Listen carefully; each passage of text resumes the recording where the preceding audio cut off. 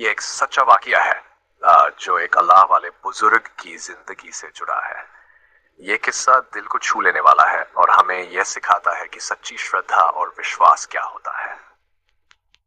हजरत इब्राहिम बिन अदहम एक ऐसे बुजुर्ग थे जो अपनी नजाकत, सादगी और अल्लाह के लिए अपने दिल की मोहब्बत के लिए पूरी दुनिया में मशहूर थे। वो एक शाही खानदान से ताल्लुक रखते थे, लेकिन उन्होंने सब कुछ छोड़ दिया था और अल्लाह की राह में निकल पड़े थे।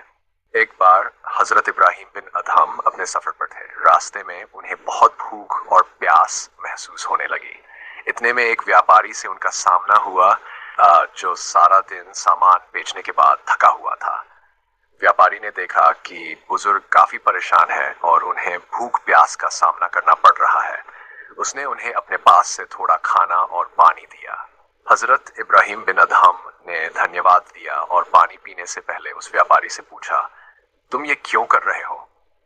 क्या तुम्हें उम्मीद है कि इसके बदले कुछ मिलेगा? व्यापारी ने सिर झुकाया और कहा, मैंने आपको इसलिए मदद दी क्योंकि अल्लाह की रजा मुझे चाहिए और मुझे यकीन है कि वह मुझे इसका बदला देगा। हजरत इब्राहिम बिन अदहम ने इस जवाब को सुना और फिर एक पल के लिए चुप हो गया। फिर उन्होंने कहा, तुम्हारी बात ने मेरे दिल को छू लिया। अगर इंसान का दिल सच में अल्लाह से जुड़ा हो तो वो किसी भी मदद का बदला सिर्फ अपने रब से ही चाहता है। फिर हजरत इब्राहिम बिन अदहम ने उस व्यापारी से कुछ पैसे मांगे और अपने रास्ते पर बढ़ गए। व्यापारी ने उन्हें पैसे दिए और वे दोनों अलग अलग रास्तों पर चल पड़े। थोड़ी दूर चलने के बाद हजरत इब्राहिम बिन अदहम ने देखा कि व्यापारी अचानक गिर पड़ा और उसकी आंखों से आंसू बहने लगे। हजरत ने पास जाकर पूछा, क्या हुआ?